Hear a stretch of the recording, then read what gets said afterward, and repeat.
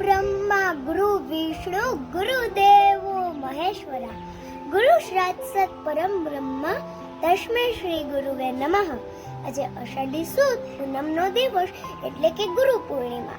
આ દિવસે ચારેય વેદોના જ્ઞાની અને વેદોના રચયિતા મહર્ષિનો જન્મ થયો હતો, એટલા માટે આ પૂનમને વ્યાસ પૂર્ણિમા તરીકે પણ ઓળખવામાં આવે છે।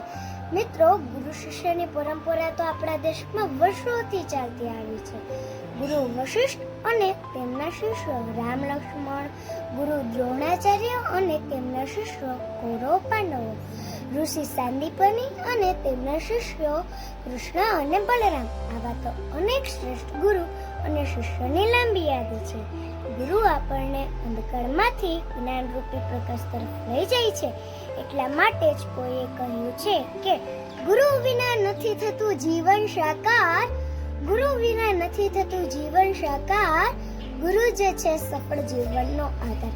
આજે ગુરુ પૂર્ણિમાના પવિત્ર દિવસે હું મારા માતા પિતા અને દરેક શિક્ષક કે જેને મને જીવનમાં કંઈક ને કંઈક શીખવ્યું છે તે બધાને હું આદરપૂર્વક નમન કરું છું।